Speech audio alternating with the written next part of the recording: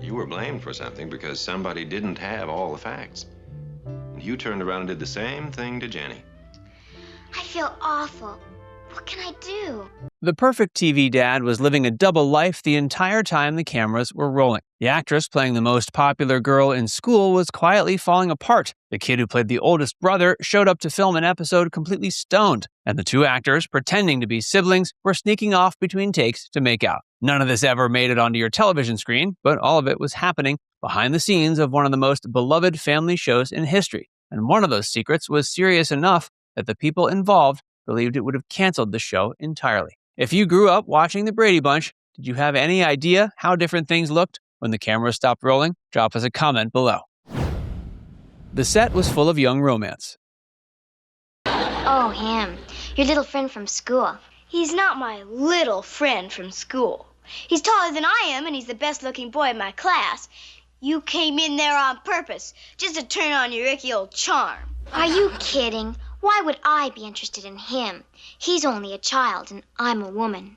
The Brady Bunch gave America a vision of sibling harmony, but off camera, the 6 young actors were doing what teenagers do. Susan Olsen, who played the youngest daughter Cindy, put it bluntly in a 2015 interview when asked whether any of the cast hooked up during filming. All of us did, she said. We led a sheltered life for part of the year, so if there was anybody to crush on or try to date, it would be our counterparts. Olsen recalled making out with Mike Lookinland, who played Bobby, in the prop doghouse on set when the two were around 9 years old. She also mentioned that Eve Plum, who played Jan, carried a long-running crush on Christopher Knight, who played Peter, and that the two eventually did get together later in life. The most talked about pairing was Barry Williams and Maureen McCormick, who played Greg and Marcia. Their romance developed gradually during production and came to a head during a location shoot in Hawaii. McCormick wrote about it in her memoir, recalling their first kiss as both wonderful and disorienting, given that they were supposed to be playing siblings. Series creator Sherwood Schwartz even captured some of their chemistry on camera. He wrote in his own memoir that during a bedroom scene,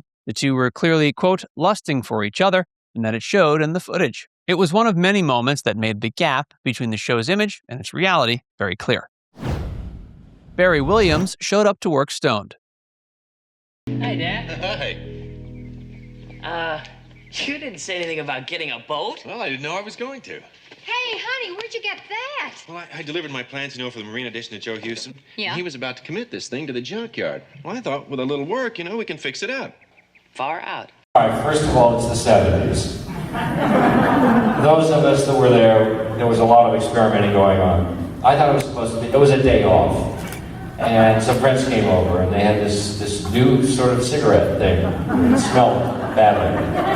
And try it. So I did. I was having a good time. And then they called in the middle of this high to go into work. Drug experimentation was common among teenagers in the early 70s, and the young cast of the Brady Bunch was no different. Barry Williams admitted to trying marijuana during the show's run, and on one occasion, things crossed a line he had probably wished they had not. Williams was spending a day off with friends in 1972 when they smoked marijuana together. Then his phone rang. The producers needed him on set for additional filming, and with no real way to say no, he showed up high. He later described the experience during a convention panel. At first, he felt creative, even started improvising dialogue on the spot, which drew confused looks from the crew. But the moment the cameras started rolling, everything changed. I was frozen. It was a terrifying experience, and I really regretted it, he said. Susan Olsen, who was present that day, confirmed the story and recalled wondering what was wrong with him. Williams was candid about the lesson he took from the whole ordeal, putting it plainly,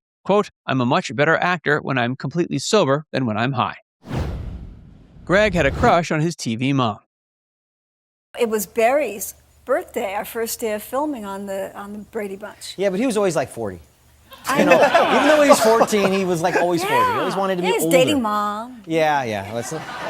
We don't have enough time for that. One of the stranger stories from the set involves a crush that raised more than a few eyebrows. Barry Williams was 16 when he developed a genuine romantic interest in Florence Henderson, who was playing his mother on the show. Henderson was 36 at the time, married, and had 4 children of her own. Williams addressed it openly in his memoir, framing it as earnest teenage infatuation. Quote, it wasn't that I sought to bed her, he wrote. I just wanted to spend time with her. Henderson agreed to go out to dinner with him one evening, not entirely aware of his intentions. Since Williams did not yet have a driver's license, the two were driven by his older brother. Henderson later wrote about the incident directly saying, quote, "That whole thing with Barry got blown way out of proportion. I guess in a sense it was a date because Barry thought it was." Lloyd Schwartz, who worked on the show alongside his father, the series creator, dismissed any rumors of an affair entirely. Henderson confirmed that nothing inappropriate happened and said she was careful to never be condescending because she understood how real the feelings were for Williams at the time. The story stuck around for years and was something Henderson was asked about regularly until her death in 2016.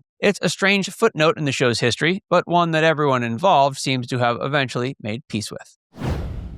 Marcia Brady's secret spiral. When you got out of the Brady Bunch, Right. was it a come down for you? Was it hard for you to get parts after the Brady Bunch? Yeah. Did your career just die at that point? No, I was actually really lucky. I was doing fantasy islands, I was doing Love Boats, I was doing movies, B movies, which were really, really fun. So you were constantly working and stuff. Yeah. You got into the coke. Yeah. And then it probably, you say in the book your name was Hoover because of the amount of coke you could take. That's what they called me. So you got it's so into coke. That I didn't know who Hoover was. How many guys you figure you did out in Hollywood just to get coke? Oh, to get coke? Yeah. I mean, that's the hottest story I ever heard.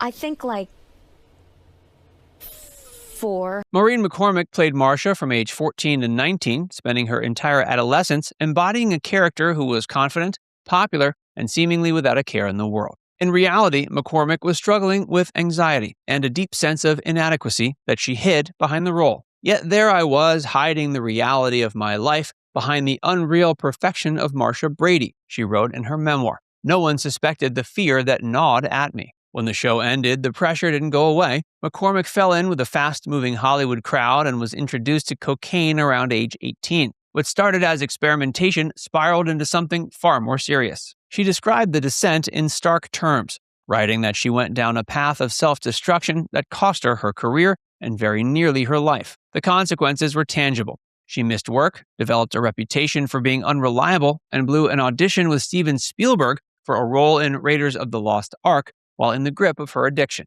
McCormick got sober in the mid-1980s and has been open about her recovery in the years since. Her story is a striking contrast to the character she played, a girl who spent her whole adolescence projecting an ideal she felt she could never actually live up to. The secret that could have canceled everything. Robert, what's his name? Robert Reed. Yes. Who played your husband. Yes. We now know that he was gay at Yes. the time. He died of AIDS, the poor guy. I know. But it's interesting. Did you know he was gay at Yes. the time? You did, but no one else in America knew it. No one on the show did. I was the first one that realized it. Of all the stories from behind the scenes of the Brady Bunch, none is more significant than the one surrounding Robert Reed, the man who played Mike Brady. On screen, Reed was the steady, warm patriarch of the family, delivering fatherly wisdom and projecting stability week after week. Off-screen, he was carrying a secret that, had it become public at the time, would almost certainly have ended the show. And all of a sudden, I went, Bob's gay. Why? What made you think that? I could just tell. By the way he was arguing? I could tell, and I could tell he was very nervous. Reed was gay, and he spent the entire run of the Brady Bunch concealing it. This was not an unusual circumstance for gay actors in Hollywood during that era, but it came with a particular kind of weight for Reed, who was being held up as the ideal American father on one of the most widely watched series on television. Florence Henderson spoke about it openly years later. Quote, "Here he was, the perfect father of this wonderful little family, a perfect husband," she said. "He was an unhappy person." Henderson believed the secrecy was a major source of Reed's well-documented frustration on set. He clashed frequently with producers over storylines, particularly the physical comedy and lighter plots that he found beneath his training as a classically schooled actor. Several cast members were aware of his private life, but no one discussed it publicly. "I had a lot of compassion for him because I knew how he was suffering," Henderson said. She was also direct about what she believed would have happened if the truth had come out during the original run. "I don't think the Brady Bunch could have existed at that time with the public knowing that Robert Reed was gay. I just don't think they would have bought it." Reed died in 1992 and never lived openly. The man who played the most famous father in television history spent his career performing a version of a life he was never permitted to have, and that secret, above all others, is the one that could have brought the whole show down. Now it's time to hear from you. Robert Reed was forced to hide who he was for the entirety of the Brady Bunch's run. Do you think audiences today would have reacted differently if that secret had come out back then? Let us know in the comments section below.